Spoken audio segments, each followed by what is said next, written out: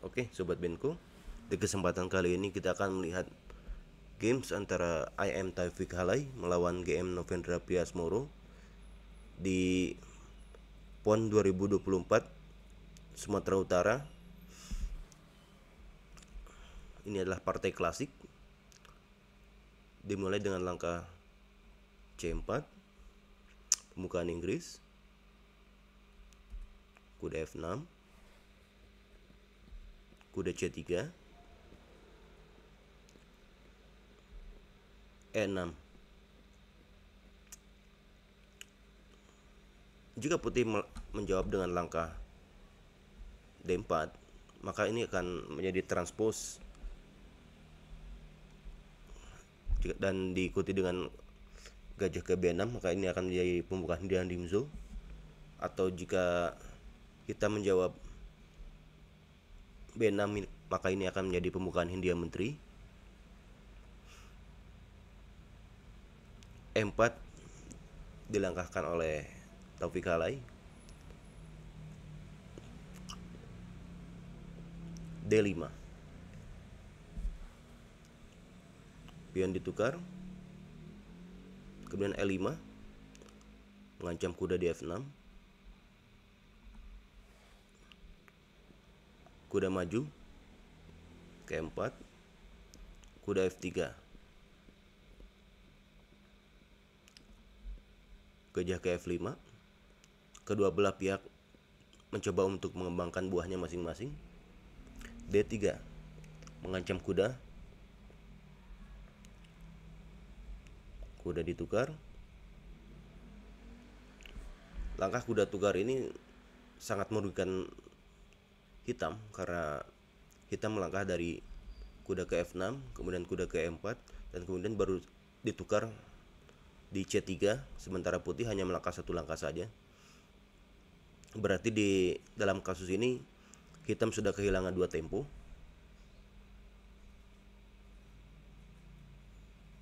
C5, jawaban hitam berikutnya.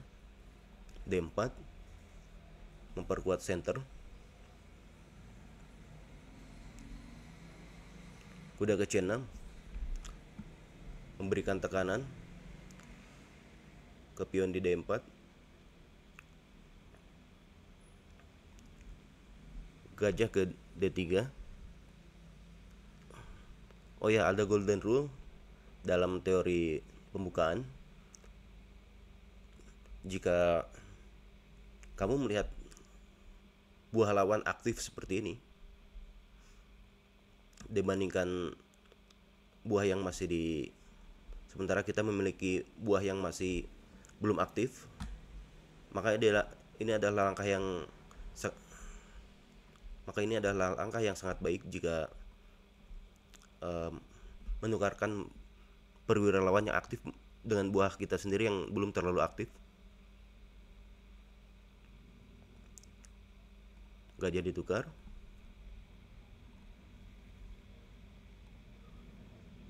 E7.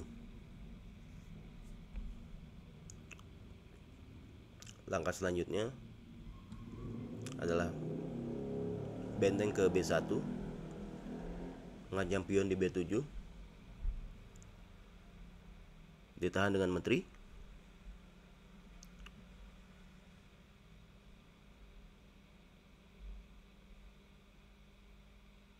Putih melakukan rokade C4. Putih menteri ke E2, hitam rokade.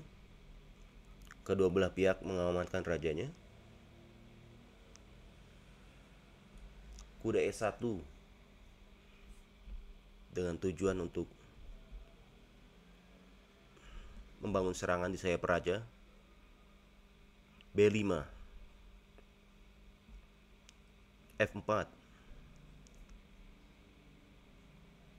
benteng ke E8, F5. Oh ya, ada rule lain. Jika kamu melihat center seperti ini, dimana kita melihat senternya tertutup, maka selanjutnya adalah kita melihat di mana buah putih memiliki pengaruh yang lebih kuat, yaitu di sayap raja, dan rule-nya putih akan membangun serangan di sayap raja dan hitam akan membangun serangan di sayap menteri. Apakah bisa jika hitam membangun serangan juga di sayap raja? Bisa, tapi ini sangat sulit di mana pion-pion putih memiliki pengaruh yang lebih besar.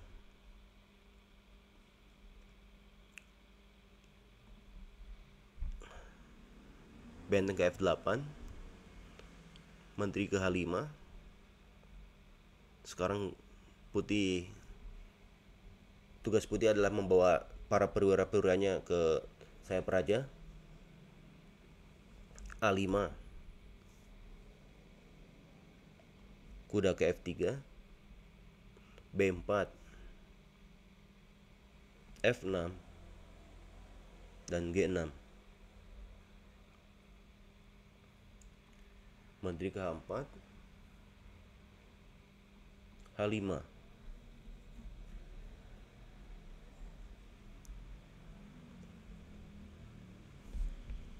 H3, pion makan, gajah ke E3,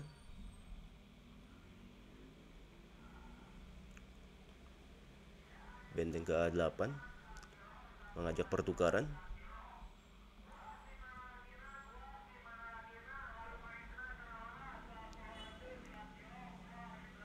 benteng ke B1, benteng hitam masuk ke B2, G4, berusaha untuk menobrak pertahanan raja hitam, benteng ke E2, mengancam gajah, diabaikan saja oleh putih.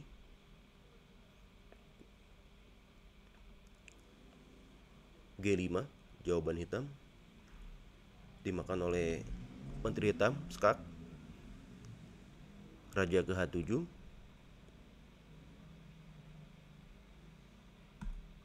menteri G3, mengabaikan ancaman benteng terhadap gajah dan sekaligus memberikan ruang untuk kuda melakukan skak dan mengambil kembali materi di E3. Benteng makan, skak, raja ke H8, materi diambil kembali, kuda ke D8 dengan tujuan ke E6 menukarkan dengan kuda yang aktif. Benteng makan pion, gajah ke H6, memberikan pin terhadap menteri. Raja ke H1. Tujuan raja ke H1 ini adalah memberikan ruang untuk benteng untuk langkah selanjutnya ke G1. Benteng G8, benteng G1, menteri F5,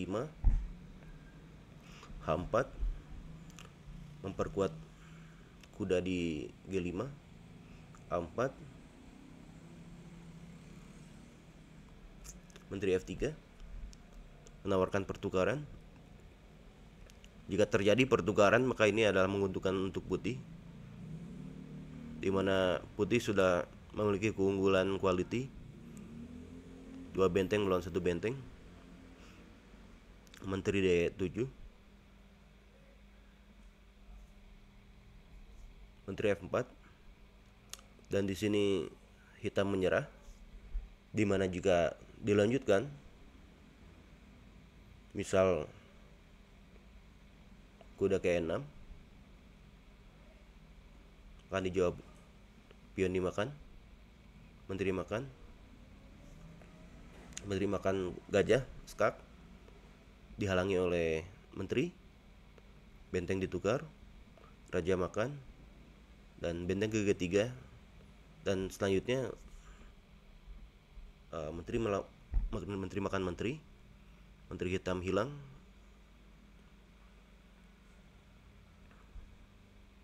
Dan jika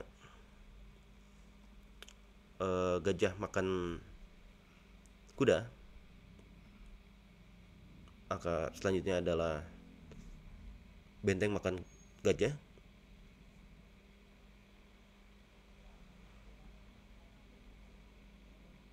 Dan jika kuda melangkah ke E6, benteng makan, raja makan,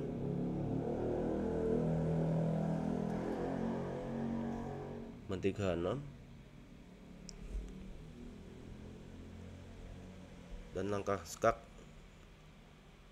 benteng ke G3, ini tidak akan tertolong lagi.